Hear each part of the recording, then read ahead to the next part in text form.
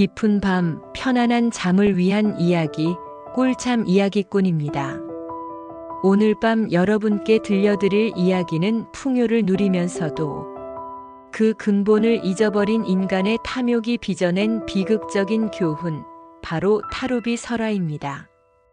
한 마을의 흥망성쇠를 통해 인간의 욕심이 어떻게 축복을 재앙으로 되돌리는지 따라가 보겠습니다.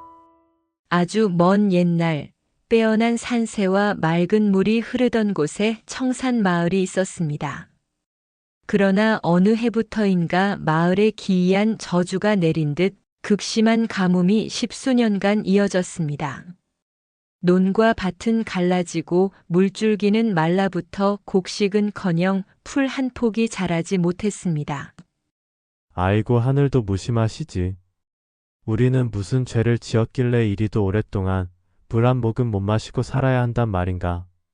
마을 사람들은 무당을 찾고 제사를 지냈으나 소용이 없었습니다. 모두가 절망에 빠져 고향을 떠날 준비를 할 무렵 새로 부임한 고을의 수령, 현대감이 도착했습니다. 현대감은 벼슬을 탐하지 않고 오직 백성을 생각하는 청렴하고 현명한 분이었습니다. 현대감은 다른 관리들처럼 탁상 공론 대신 직접 메마른 땅을 걸으며 마을의 역사를 조사했습니다. 그는 가뭄의 원인이 자연재해가 아니라 마을 사람들의 과거의 탐욕과 불화에 있다는 것을 깨달았습니다.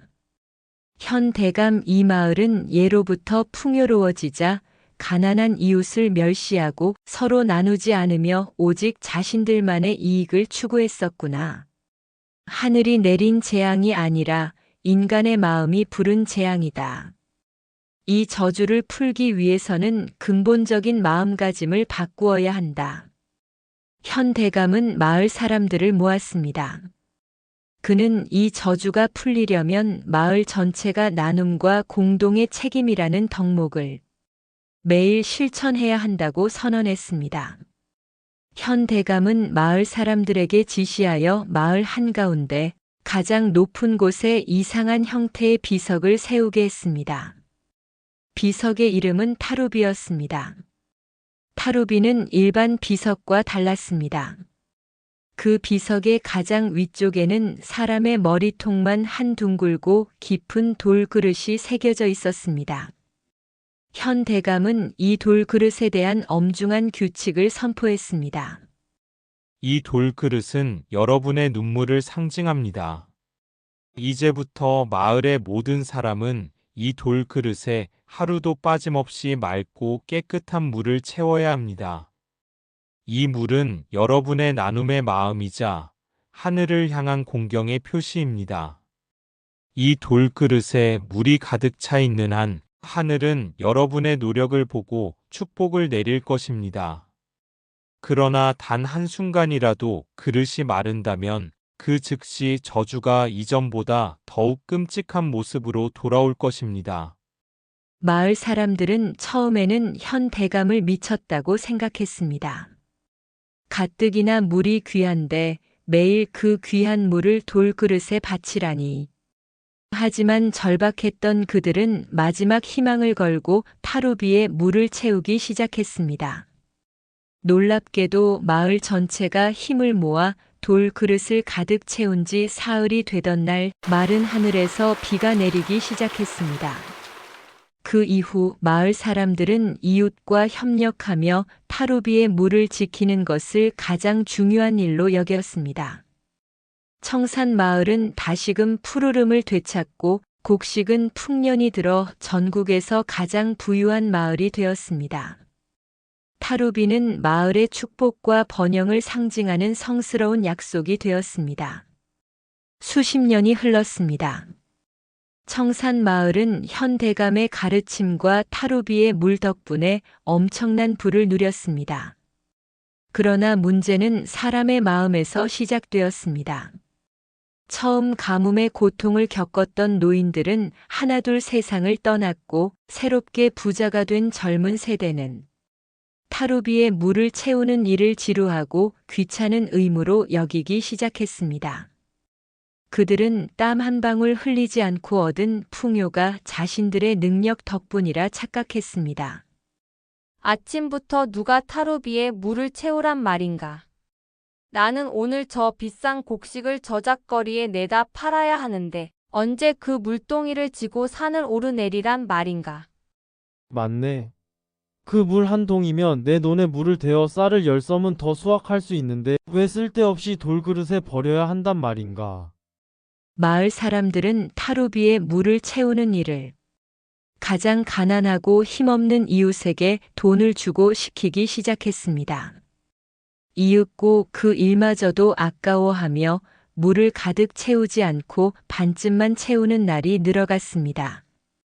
타루비의 돌 그릇에는 점차 탐욕의 그림자가 드리워졌습니다. 현 대감은 이미 나이가 들어 고향으로 돌아갔지만 이 소식을 듣고는 마을에 마지막 경고를 담은 서신을 보냈습니다. 타루비의 물은 재물이 아니라 그대들의 덕이니라. 덕을 잊고 물을 아낀다면 그 물이 곧 그대들의 목을 조이는 족쇄가 될 것이다. 부디 초심을 잃지 말라. 그러나 탐욕에 눈이 먼 마을 사람들은 그 편지마저도 낡은 예시약이 취급하며 태워버렸습니다. 그들은 타루비의 물을 채우는 대신 더 많은 재산을 쌓는 일에만 몰두했습니다. 마침내 마을의 가장 큰 부자인 탐욕스러운 김첨지가 타루비의 물을 채우는 일을 완전히 중단시킬 것을 명령했습니다. 이제 이 마을은 우리 김씨 가문이 다 먹여 살린다. 저 쓸데없는 돌그릇에 붓는 물은 내 논에 들어갈 것이다. 타루비는 이제 치워버려라. 그 명령이 떨어진 날 타루비의 돌 그릇은 햇볕에 완전히 말라버렸습니다.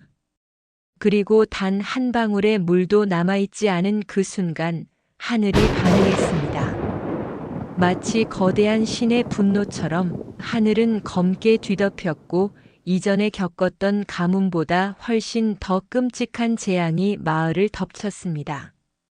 단 한 방울의 비도 내리지 않았고 땅속의 물줄기마저 모두 말라버렸습니다. 타루비가 세워진 후로 쌓았던 모든 부와 곡식은 순식간에 메말라버렸습니다. 마을 사람들은 서로를 탓하며 싸우고 결국 절망에 빠져 고향을 버리고 사방으로 흩어졌습니다.